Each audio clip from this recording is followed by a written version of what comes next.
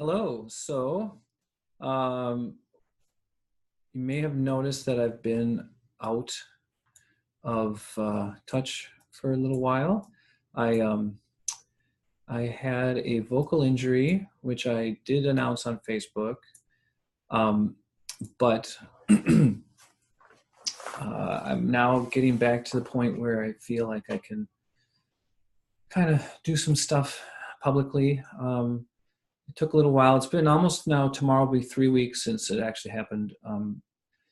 But I've been gradually getting my voice back. It's still not really feeling like it's back to full strength, but it's usable. I've been singing now for a couple weeks, and like obviously starting more gradually.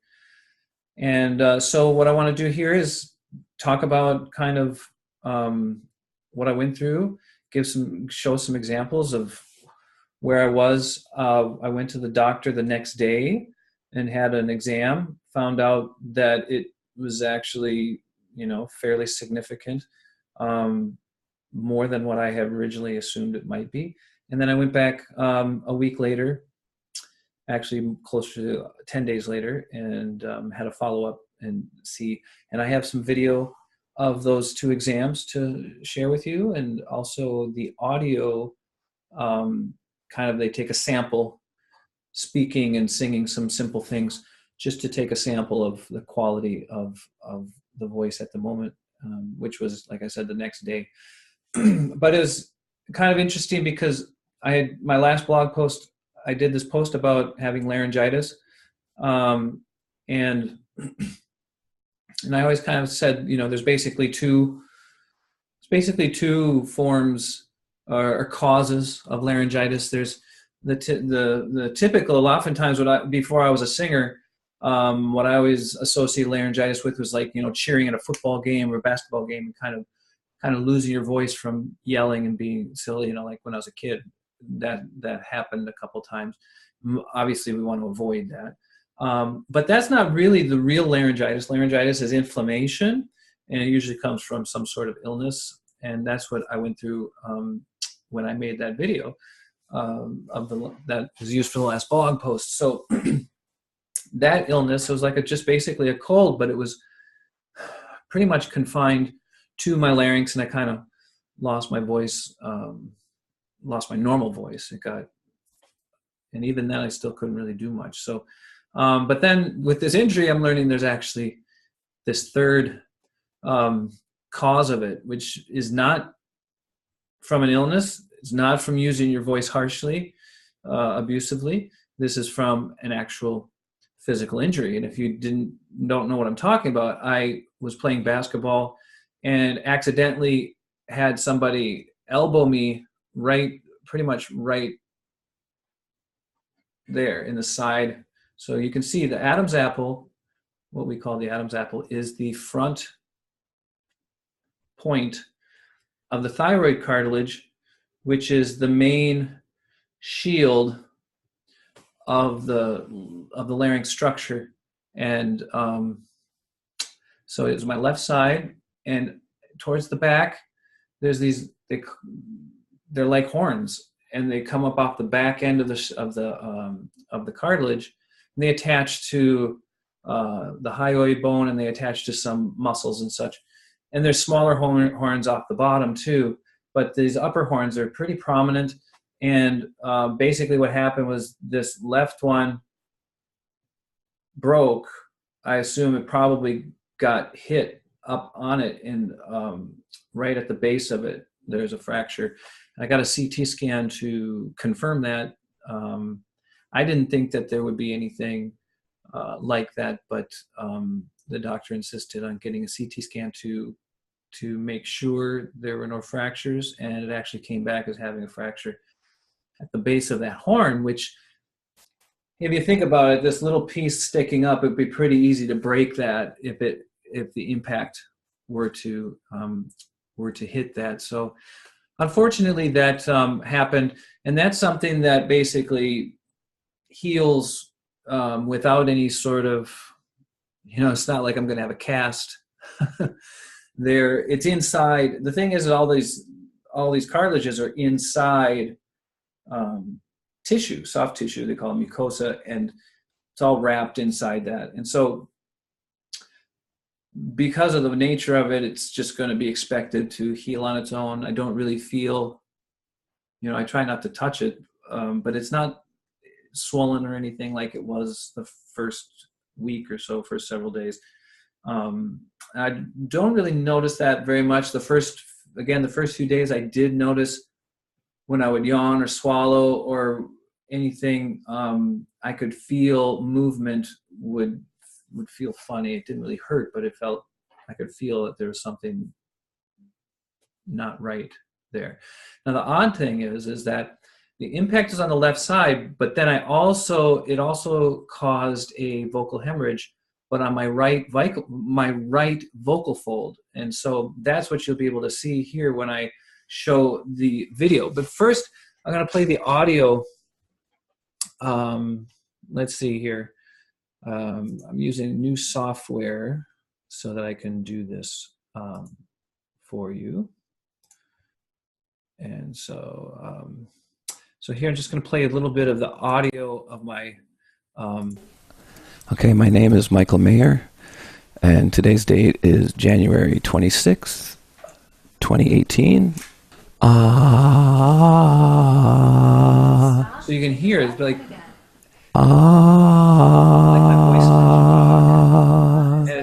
It's probably, it's swollen. So it won't, when there's that kind of thing going on, there's just not much elasticity there to make a very, very complete vocalization.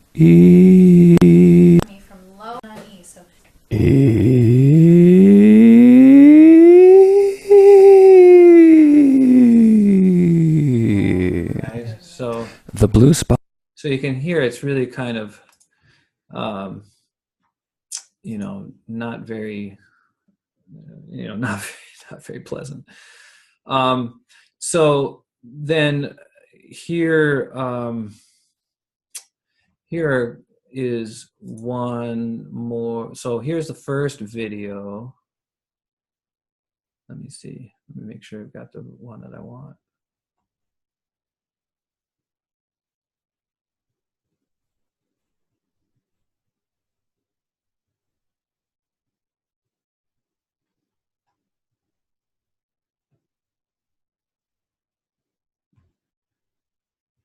Here we go.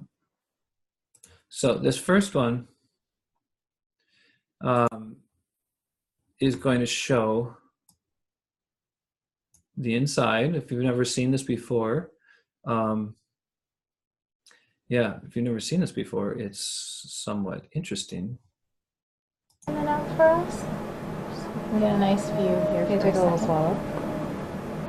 This is on January 26th. Take a breath. Give us a he.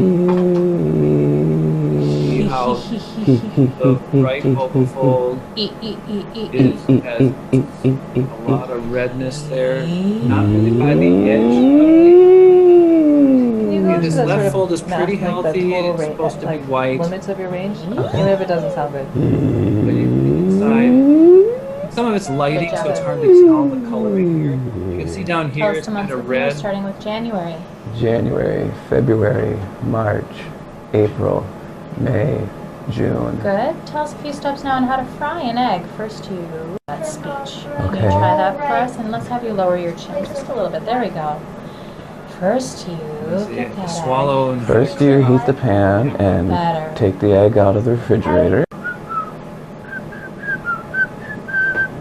Just say he and stuff, yeah. He. Good. So there's an example of one example of the condition at the time, and here is another version.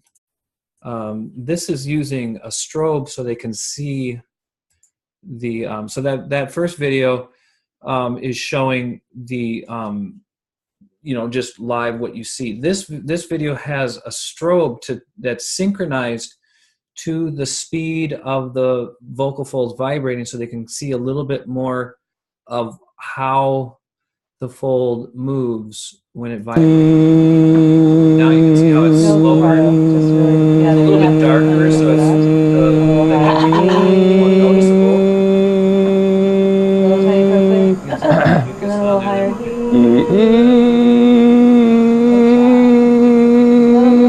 Folds are vibrating. Then Somewhat irregular. is it possible to get to here with no vibrato or something, right? You can't really control that high of a voice. Come up to That was here the where you top. started. Okay, so that's the first exam, which was the day after. And so then here is, again, the first example of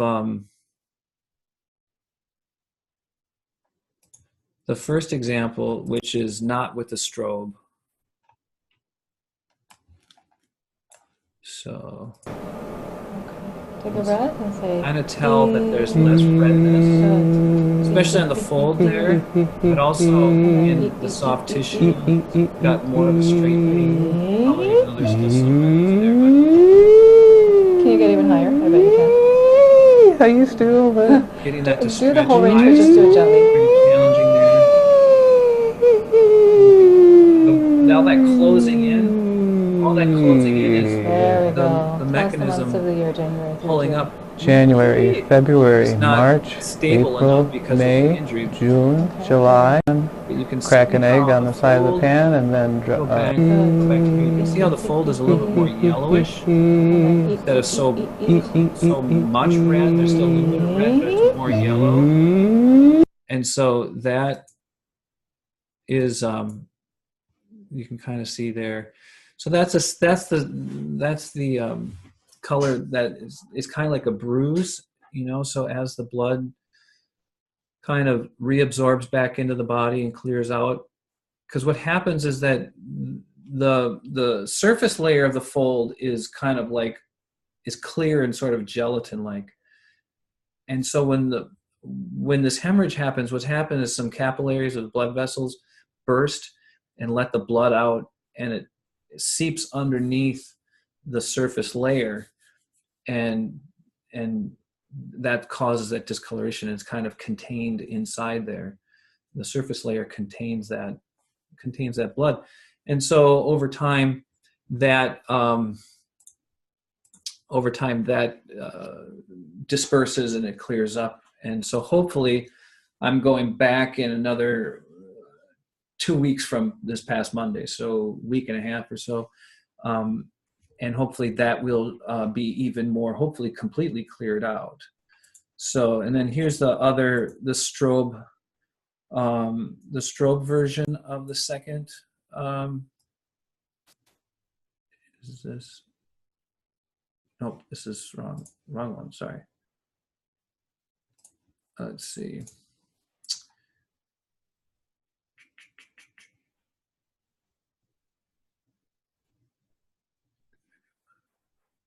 Okay, this one is the strobe version of the second visit.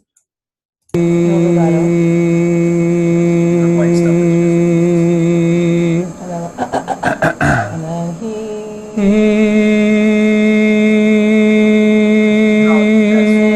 vocalizing significantly more consistent and more evenly. No vibrato. Tiny toe clear. Can you do that again? When you're ready, Pettis. All right, choke.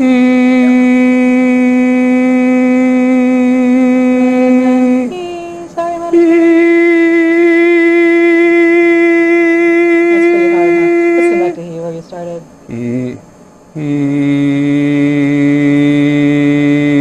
Good, no vibrato. Really, really straight tone if you can. And then how about lower? That's okay.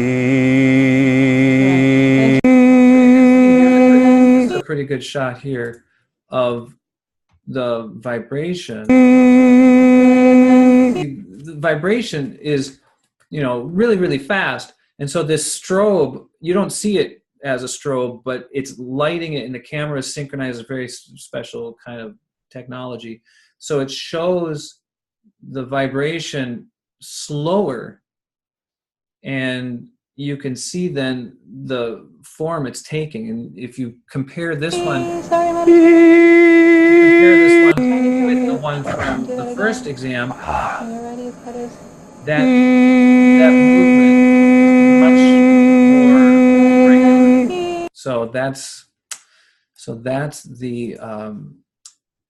whole thing there.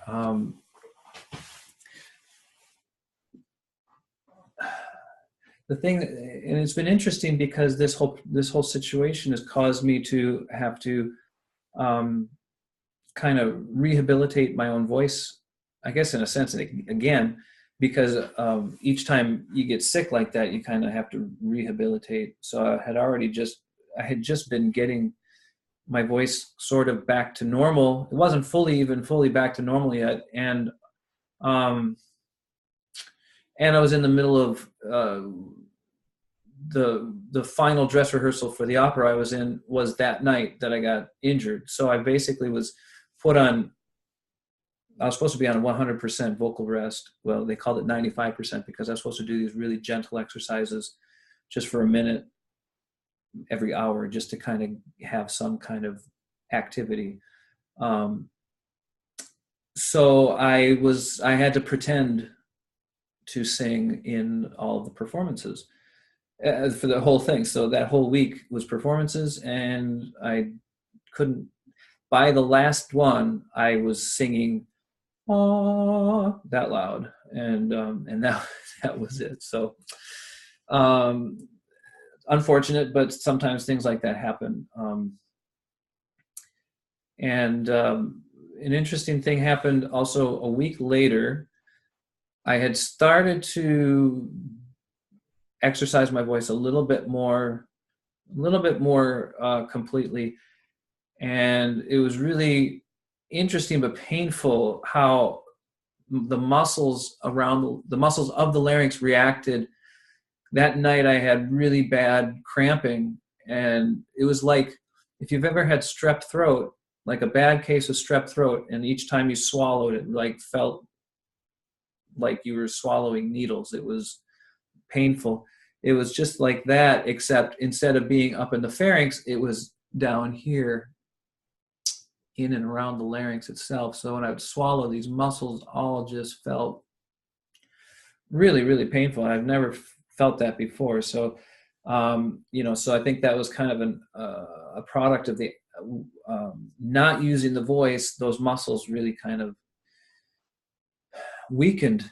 And then when I started using my voice again, it was like, it's like when you start lifting weights and you maybe do too much and the muscles rebel and you get sore. It was very similar to that. So it was really painful. So that was a new experience.